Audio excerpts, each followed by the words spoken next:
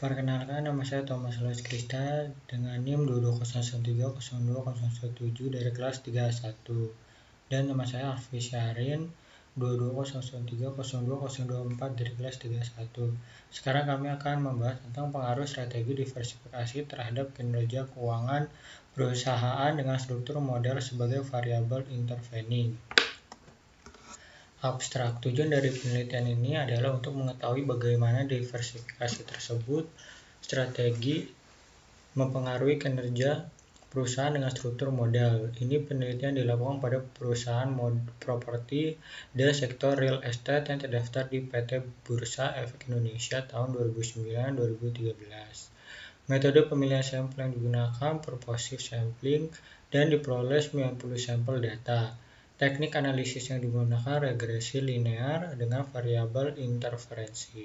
Hasil penelitian menunjukkan bahwa strategi diversifikasi tidak mempengaruhi kinerja keuangan perusahaan dan struktur modal, sedangkan struktur modal berpengaruh positif terhadap kinerja keuangan.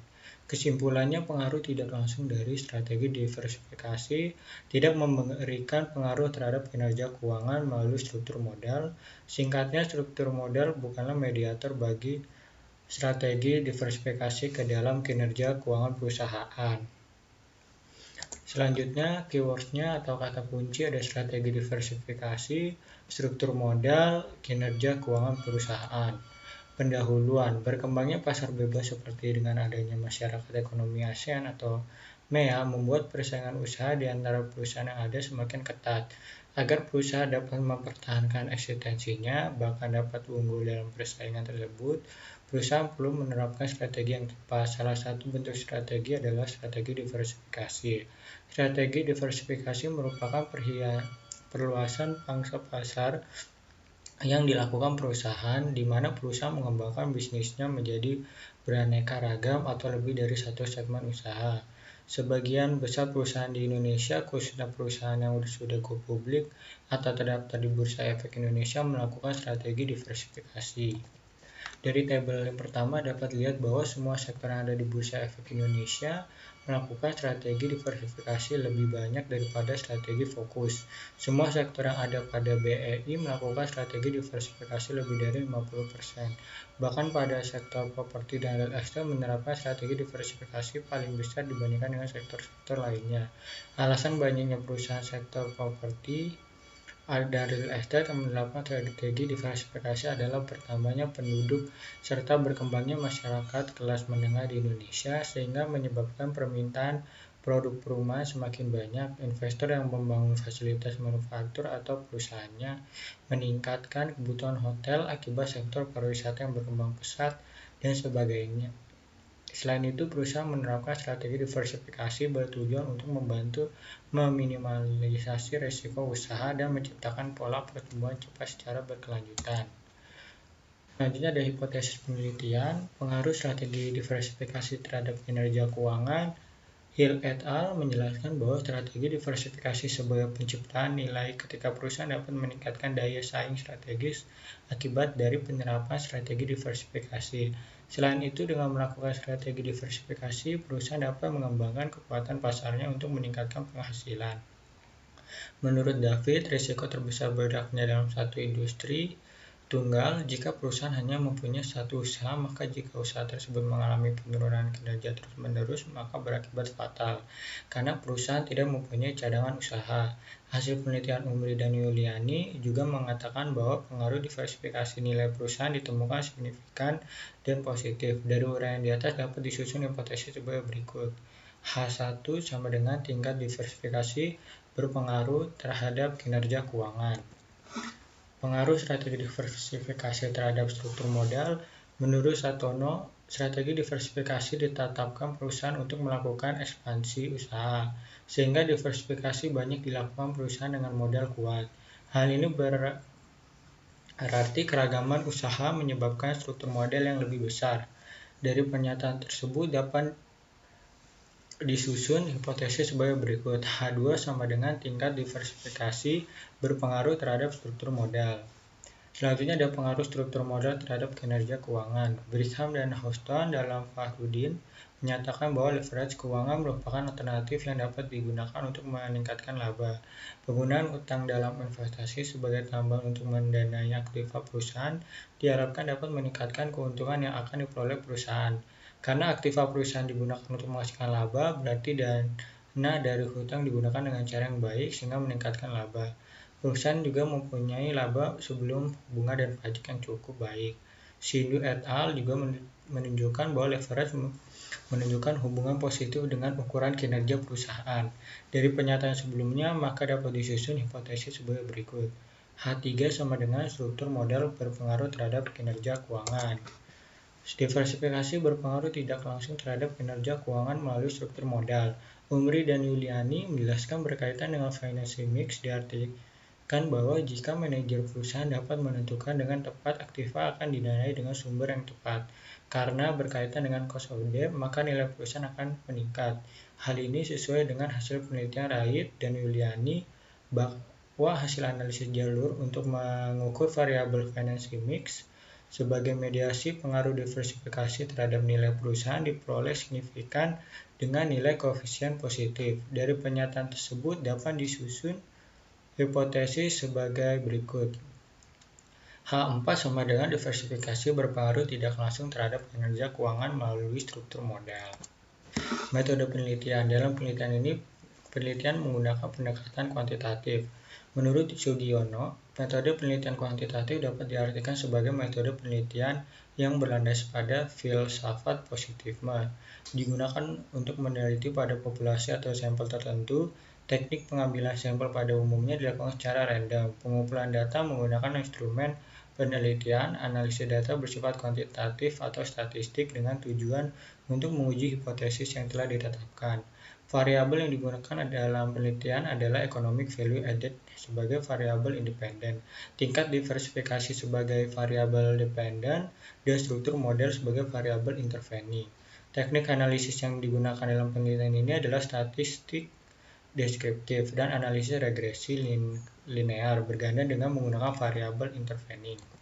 Hasil penelitian dan pembahasan statistik deskriptif. Analisis deskripsi digunakan untuk memberikan gambaran atau deskripsi atas variabel-variabel penelitian. Pengukuran yang digunakan dalam penelitian ini adalah mean, standar deviasi, nilai minimum, dan nilai maksimum. Berikut ini akan dijelaskan statistik deskriptif masing-masing variabel. Berdasar tabel 2 dapat dilihat dengan sampel 86 data untuk kinerja keuangan mempunyai nilai rata-rata sebesar 14, 477, 391, 407,98 dengan nilai terendah 35, 108, 249,32 dan nilai tertingginya 68, 906, 489, 456, 55. Untuk nilai standar deviasi pada variabel kinerja keuangan adalah 14, 147, 828, 199,6. Nilai rata-ratanya untuk indeks diversifikasi adalah sebesar 2,0757 dengan nilai terendah adalah 1,01 dan nilai tertingginya adalah 4,36. Standar deviasi untuk indeks diversifikasi adalah 0,89994, sedangkan untuk variabel DAR nilai rata-ratanya adalah 0,5162 dengan nilai terendahnya sebesar 0,16 dan nilai tertingginya adalah 0,87 dan nilai terendah deviasi untuk DAR adalah 0,16253. Uji asumsi klasik dalam penelitian ini terdapat dua persamaan. Model regresi baik untuk persamaan 1 maupun 2 dalam penelitian ini dinyatakan lolos dari semua uji asumsi klasik, yaitu uji normalitas, uji multikolonialitas, uji autokorelasi, dan uji heteroskedastisitas. Hasil uji goodness of fit persamaan 1 yang A itu ada prediktor, yang B dependent variabel. Nilai koefisien determinasi R2 digunakan untuk mengukur seberapa besar kontribusi pengaruh variabel independen terhadap variabel dependen. Pada tabel 3, nilai adjusted R squared minus 0,011. Hal ini berarti variabel tingkat diversifikasi tidak memberikan pengaruh terhadap struktur modal. Nilai signifikansi yang terdapat pada tabel 4 adalah 0,737 karena signifikansi secara simultan lebih besar daripada 0,05, maka dapat dikatakan bahwa variabel tingkat diversifikasi tidak berpengaruh terhadap struktur modal dari hutang. Uji hipotesis untuk H2 sama dengan tingkat diversifikasi berpengaruh terhadap struktur modal adalah tolak H dan terima H0. Tolak H2 dan terima H0. Atau tingkat diversifikasi tidak berpengaruh terhadap struktur modal. Hasil uji Gooding-Ovid persamaan 2, uji hipotesis H1, tingkat diversifikasi berpengaruh terhadap kinerja keuangan. Pada tabel 7 nilai signifikasi T 0,05 yaitu sebesar 0,661 sehingga H1 ditolak atau menerima H0. Maka dapat dikatakan bahwa tingkat diversifikasi tidak berpengaruh terhadap kinerja keuangan. H3 struktur modal berpengaruh terhadap kinerja keuangan. Dari tabel 7 dapat dikatakan bahwa nilai signifikasi untuk struktur modal adalah 0,001 atau kurang dari 0,05 sehingga 113 diterima dan tolak H0.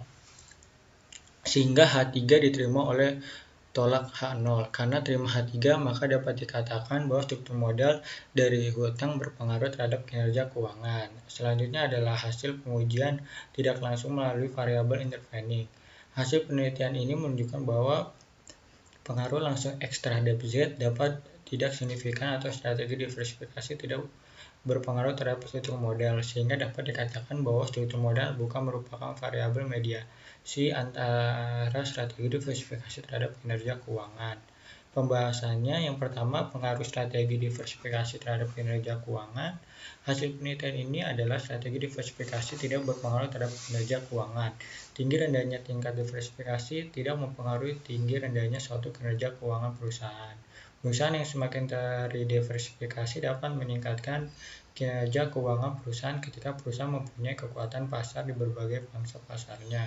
Yang kedua, pengaruh strategi diversifikasi terhadap struktur modal. Penelitian ini membuktikan bahwa strategi diversifikasi tidak berpengaruh terhadap struktur modal. Jika dilihat dari data, memang menunjukkan bahwa kenaikan atau penurunan dari tingkat diversifikasi tidak selalu diikuti dengan kenaikan atau penurunan penggunaan hutang. Yang ketiga, pengaruh struktur modal terhadap kinerja keuangan. Hasil penelitian ini menunjukkan bahwa struktur modal berpengaruh positif terhadap kinerja keuangan. Yang keempat, pengaruh strategi diversifikasi terhadap kinerja perusahaan melalui struktur modal. Struktur modal tidak menjadi mediator antara strategi diversifikasi terhadap kinerja keuangan dikarenakan tinggi rendahnya tingkat diversifikasi tidak menyebabkan perubahan terhadap struktur modal yang dengan hutang. Kesimpulannya, yang pertama, strategi diversifikasi tidak berpengaruh terhadap kinerja keuangan perusahaan. Semakin tinggi tingkat diversifikasi perusahaan, belum tentu kinerja keuangan perusahaan tersebut juga tinggi. Tergantung bagaimana perusahaan mengelola biaya modal yang muncul akibat dari modal yang digunakan untuk memperoleh keuntungan. Dan tergantung bagaimana kekuatan dari masing-masing segmen usahanya untuk memaksimalkan pendapatan. Yang kedua, strategi diversifikasi tidak berpengaruh terhadap struktur modal. Tinggi rendahnya tingkat diversifikasi tidak menunjukkan tinggi rendahnya penggunaan hutang. Meskipun dalam menerapkan strategi diversifikasi membutuhkan dana yang besar, tetapi proporsi dalam struktur modal tergantung bagaimana keputusan perusahaan apakah menggunakan modal internal atau laba ditahan, modal eksternal, hutang, dan menerbitkan saham. Yang ketiga, struktur modal berpengaruh positif terhadap kinerja perusahaan. Semakin tinggi tingkat hutang dapat meningkatkan kinerja keuangan perusahaan selama biaya hutang yang muncul lebih kecil daripada manfaat yang diperoleh untuk memperoleh keuntungan, dan nantinya perusahaan dapat membayar beban hutang. Yang keempat, karena strategi diversifikasi tidak berpengaruh secara langsung terhadap struktur modal dan kinerja keuangan perusahaan, maka dapat disimpulkan bahwa struktur modal dengan hutang bukan merupakan mediator antara strategi diversifikasi terhadap kinerja keuangan. Karena keberhasilan kinerja keuangan perusahaan tergantung bagaimana kompetisi yang dimiliki perusahaan, bukan berdasarkan penggunaan hutang yang tinggi atau modal yang tinggi. Daftar pustakanya ini. Lalu ini ada tabel pertama, tabel ke-5, tabel ke-6 dari hasil penelitiannya. Ini ada tabel kedua, tabel 3, 4, 7 dari hasil penelitiannya. Sekian dari kelompok kami. Terima kasih.